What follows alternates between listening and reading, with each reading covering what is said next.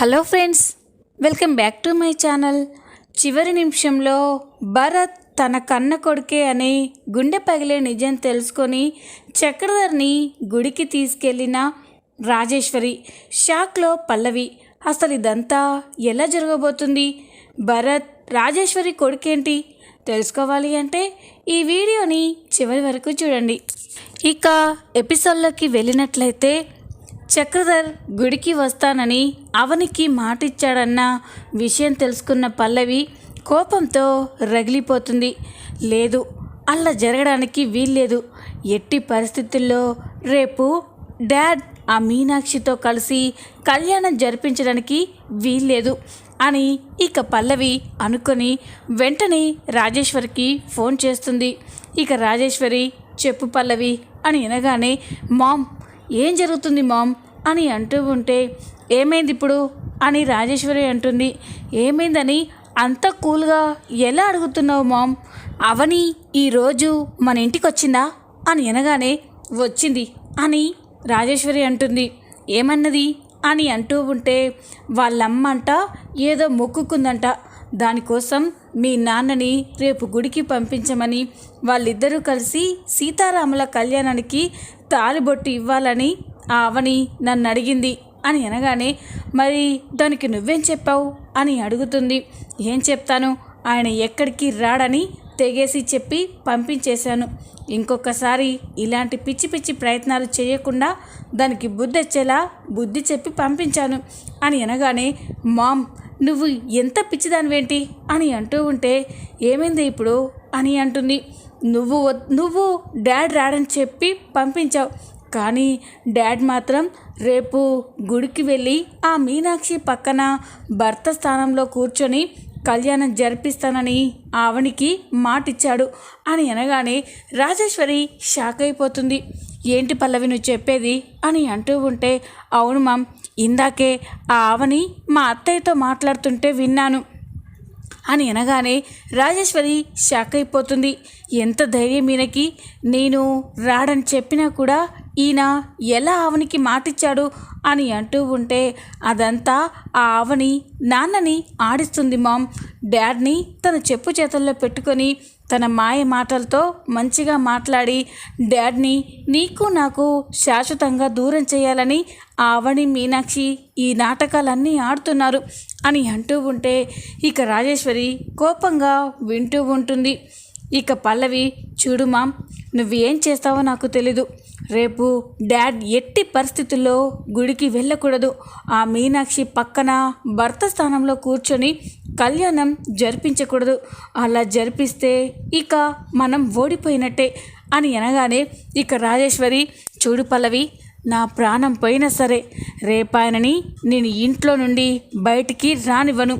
ఆ అవ్వని ఆ మీనాక్షి గుళ్ళో తల వంచుకొని అందరి ముందు అవమానపడాలి అని ఇక రాజేశ్వరి చెప్పగానే, అదంతా నీ చేతిలోనే ఉంది మామ్.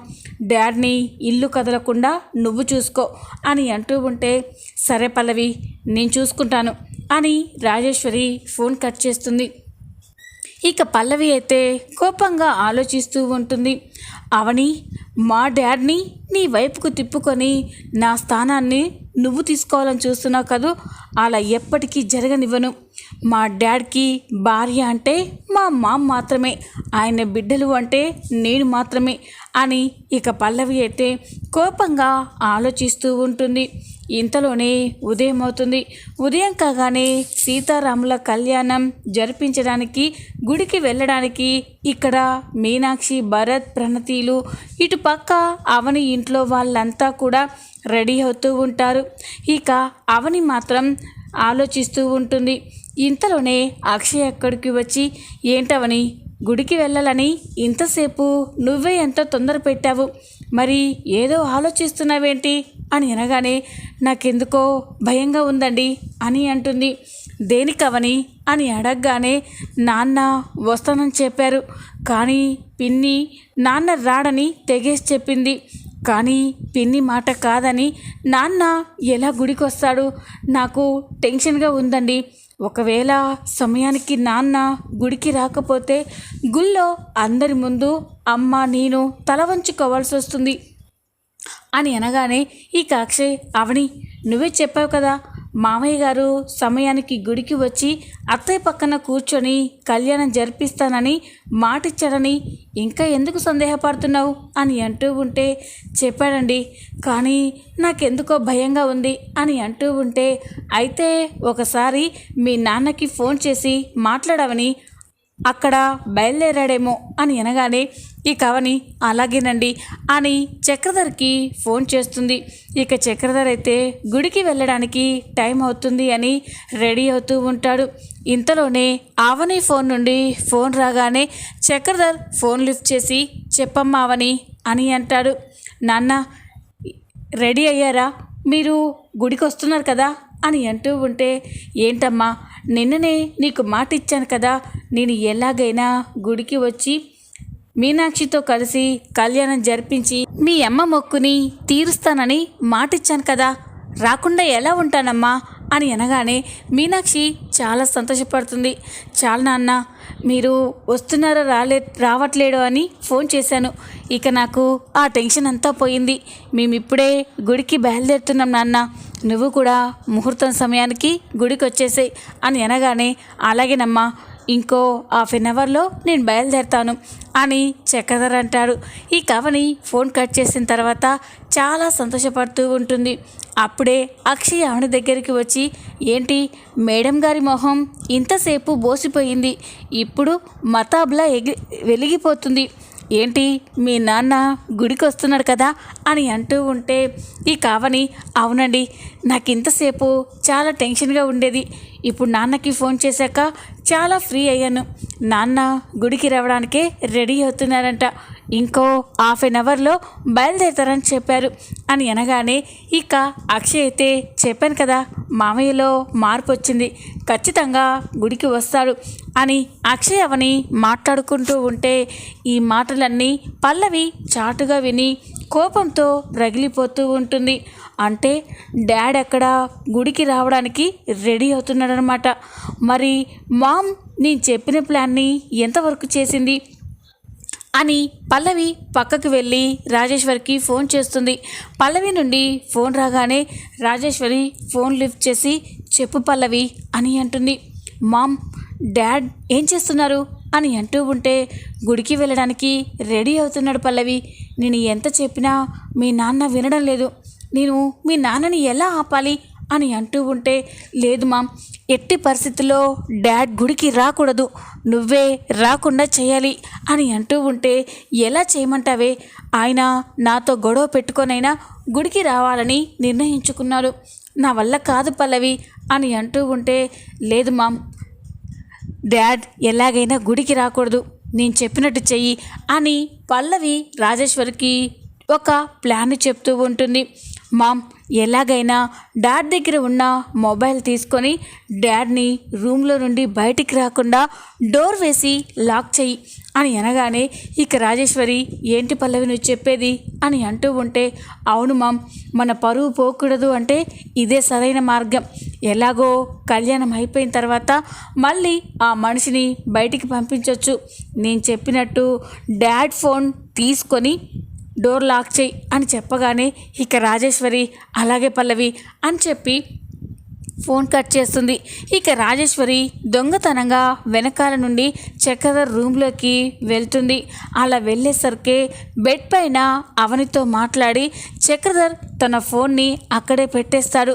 అది చూసిన రాజేశ్వరి, ఫోన్ ఇక్కడే ఉంది, ఎలాగైనా ఈ ఫోన్ తీసుకెళ్ళి డోర్ వేయాలి అని చెప్పి రాజేశ్వరి చక్రధర్ తనని చూడకుండా లోపలికి వెళ్ళి బెడ్ పైన ఉన్న ఫోన్ తీసుకొని మెల్లగా బయటికి వచ్చి రూమ్ డోర్ లాక్ చేస్తుంది. ఇక రాజేశ్వరి చాలా సంతోషపడుతూ, అవని ఈయనని మీ నాన్న స్థానంలో కూర్చోబెట్టాలని చూసావు కదా, అది ఎలా జరుగుతుందో నేను చూస్తాను, గుళ్ళో సమయానికి ఈయన అక్కడికి రాక కళ్యాణం సమయానికి జరిపించక నువ్వు మీ అమ్మ అందరూ అవమానంతో కుళ్ళి ఏడవాలి అని ఇక రాజేశ్వరి అనుకుంటూ ఉంటుంది. ఇక రాజేశ్వరి హాల్లో కూర్చొని కోపంగా ఆలోచిస్తూ ఉంటే ఇంతలోనే పల్లవి రాజేశ్వరికి ఫోన్ చేస్తుంది. ఇక రాజేశ్వరి పల్లవి అని అనగానే, మామ్ ఏం చేశావు ఫోన్ తీసుకున్నావా అని అంటూ ఉంటే, తీసుకున్నాను పల్లవి, డోర్ కూడా లాక్ చేశాను అని అనగానే పల్లవి చాలా సంతోషపడుతుంది. వెరీ గుడ్ మామ్, నువ్వు ఎట్టి పరిస్థితుల్లో డాడ్ ఏం చెప్పినా కూడా డోర్ ఓపెన్ చేయొద్దు అని అనగానే అలాగే పల్లవి అని రాజేశ్వరి అంటుంది. ఇక పల్లవి అయితే చాలా సంబరపడిపోతూ ఉంటుంది. ఎస్, డాడ్ ఇక ఇంటి నుండి ఎట్టి పరిస్థితుల్లో బయటికి రాలేడు, మమ్మీ రానివ్వదు అని ఇక పల్లవి అయితే చాలా సంబరపడిపోతూ ఉంటుంది. చక్రధర్ రెడీ అయిన తర్వాత బయటికి వెళ్ళడానికి డోర్ ఓపెన్ చేస్తూ ఉంటే డోర్ ఓపెన్ అవ్వదు. దాంతో చక్రధర్ ఒక్కసారిగా షాక్ అయిపోతారు. ఇదేంటి, డోర్ ఓపెన్ అవ్వడం లేదేంటి అని చెప్పి గట్టిగా డోర్ని లాగుతూ ఉన్నా కూడా డోర్ ఓపెన్ అవ్వదు. దాంతో చక్రధర్కి అనుమానం వస్తుంది. ఇంతకీ నా మొబైల్ ఎక్కడా అని మొబైల్ చూసినా కూడా తన ఫోన్ ఎక్కడా కనిపించకపోయేసరికి మొబైల్ లేదు, బయట డోర్ లాక్ చేశారు, ఏంటిదంతా అని ఇక రాజేశ్వరి అని రాజేశ్వరిని పిలుస్తూ ఉంటాడు. కానీ రాజేశ్వరి ఆ పిలుపులు విని కోపంగా చూస్తూ ఉంటుంది. చక్రధర్ డోర్ కొడుతూ, రాజేశ్వరి డోర్ తీ రాజేశ్వరి, నేను అర్జెంటుగా వెళ్ళాలి, అక్కడ నా కోసం అందరూ ఎదురు చూస్తూ ఉంటారు అని అంటూ ఉంటే ఇక రాజేశ్వరి కోపంగా అక్కడికి వచ్చి కిటికీలోంచి చక్రధర్ని చూస్తూ, ఎక్కడికి వెళ్ళేది, మీరు ఎక్కడికి వెళ్ళరు, నేను వెళ్ళనివ్వను అని అనగానే చక్రధర్ షాక్ అయిపోతాడు.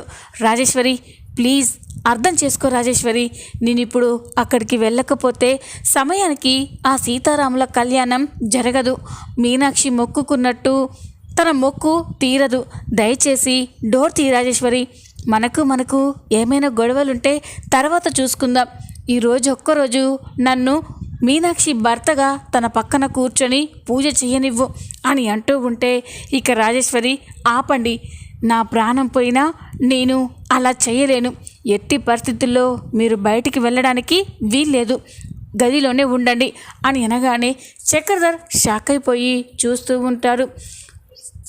ఇక చక్రధర్, చూడు రాజేశ్వరి, నేను ఇప్పటి వరకు మీనాక్షిని అవనిని ఎన్నో బాధలు పెట్టాను, నా వల్ల వాళ్ళు ఎన్నో అవమానాలు పాలయ్యారు, అది చాలదని ఈరోజు సమయానికి నేను గుడికి వెళ్ళకపోతే గుళ్ళో వాళ్ళంతా వాళ్ళని ఇంకా అవమానిస్తారు రాజేశ్వరి, దయచేసి డోర్ ఓపెన్ చెయ్యి, సాయంత్రానికల్లా ఇంటికి వచ్చేస్తాను అని చక్రధర్ అంటూ ఉంటే, లేదు నేను ఒప్పుకోను, మీరు ఎక్కడికి వెళ్ళడానికి వీల్లేదు అని అంటూ ఉంటే చక్రధర్కి చాలా కోపం వస్తూ ఉంటుంది.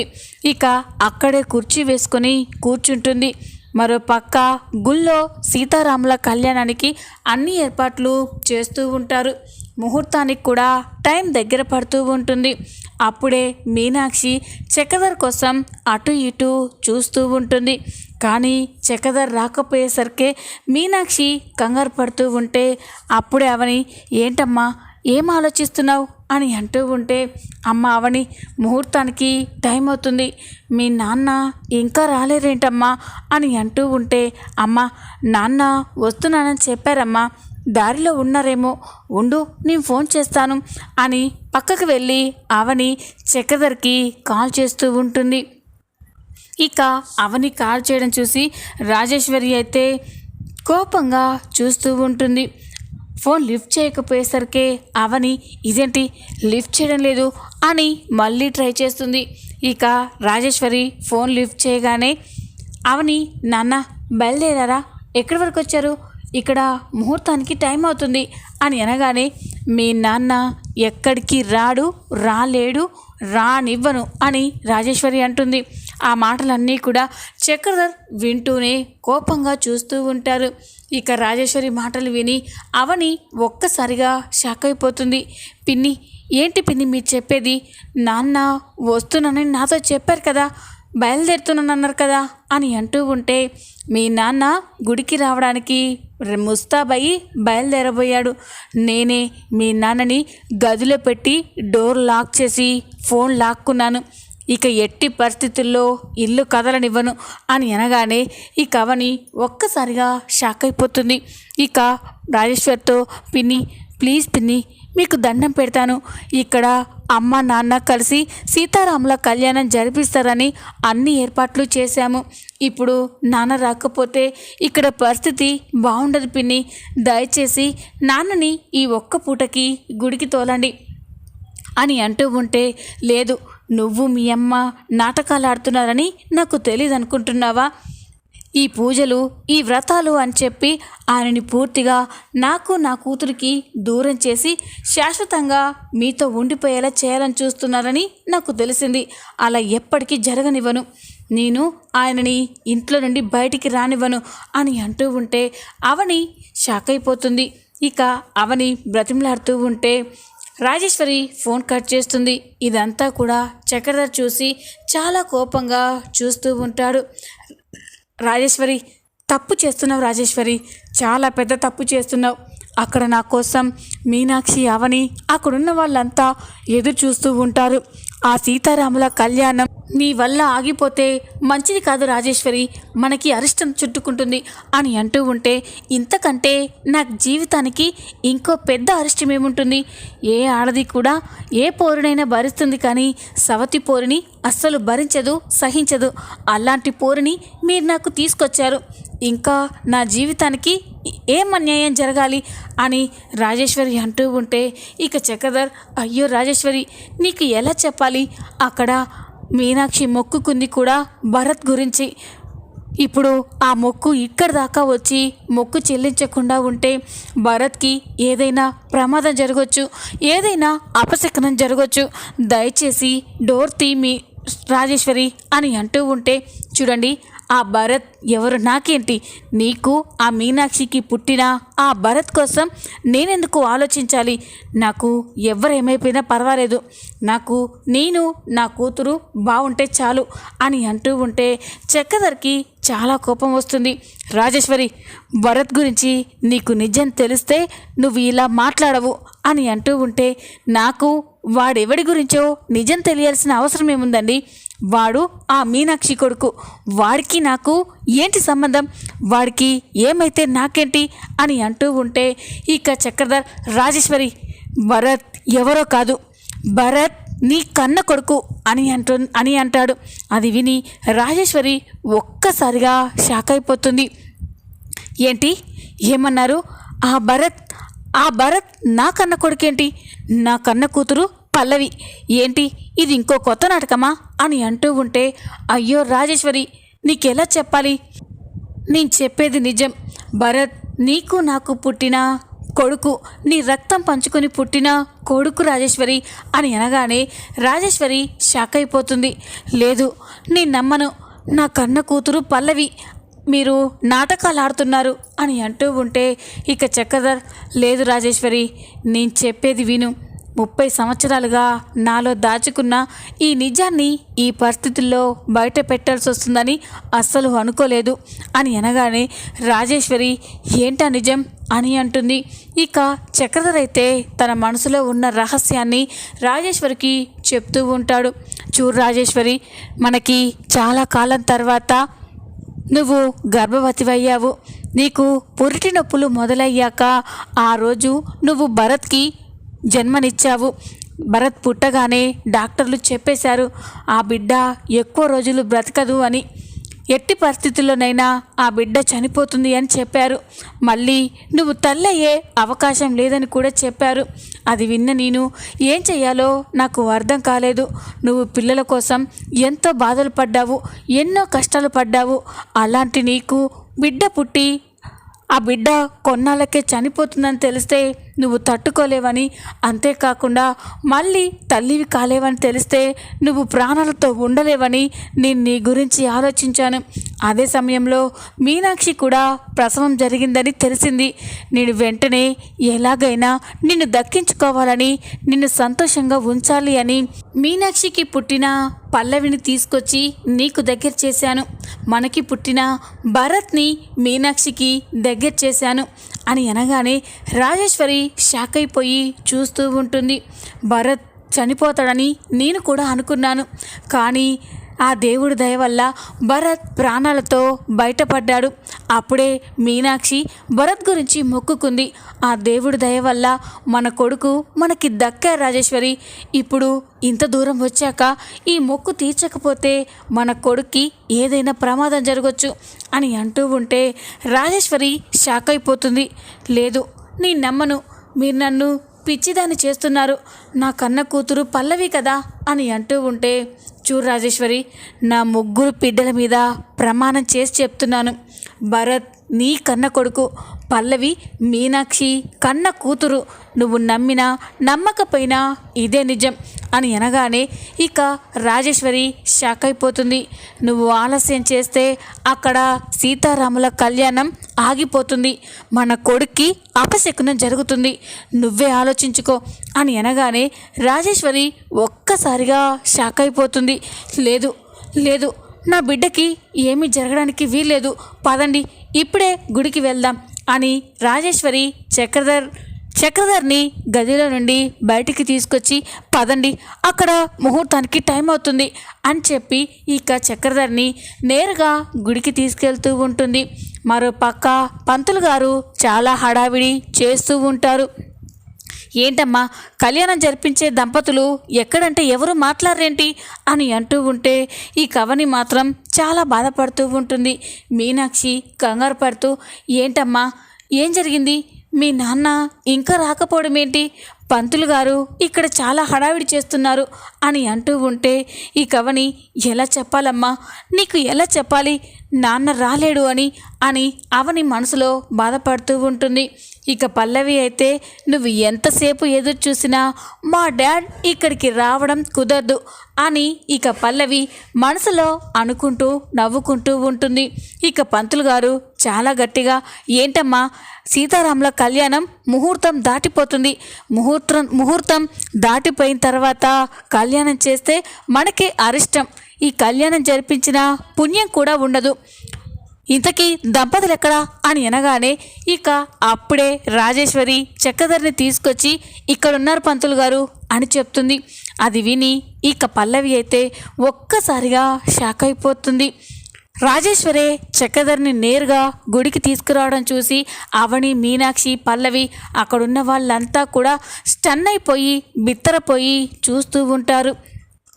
ఇక రాజేశ్వరి చక్రధర్ని అక్కడికి తీసుకెళ్ళి, పంతులు గారు, ఈయన అక్కడ ఉన్న ఆ మీనాక్షి ఇద్దరూ కలిసి పూజ చేస్తున్నారు, వెళ్ళి అక్క పక్కన కూర్చోండి అని చెప్పగానే చక్రధర్ వెళ్ళి మీనాక్షి పక్కన కూర్చొని సీతారాముల కళ్యాణం జరిపిస్తూ ఉంటాడు. ఇదంతా చూసి ఎవ్వరికి ఏమీ అర్థం కాదు. పల్లవి అయితే షాక్లో ఉండిపోతుంది. అసలు మామ్కి ఏమైంది, మామే డాడ్ని స్వయంగా ఇక్కడికి తీసుకొచ్చి ఆ మీనాక్షి పక్కన కూర్చోబెట్టి కళ్యాణం జరిపించేలా చేయడం ఏంటి, అసలు ఏం జరుగుతుంది అని పల్లవి అయితే చాలా టెన్షన్ పడుతూ ఉంటుంది. చూద్దాం రాబోయే ఎపిసోడ్లో ఏం జరగబోతుందో. ఈ వీడియో కనుక మీకు నచ్చినట్లయితే లైక్ చేయండి, సబ్స్క్రైబ్ చేసుకోండి. Thanks for watching.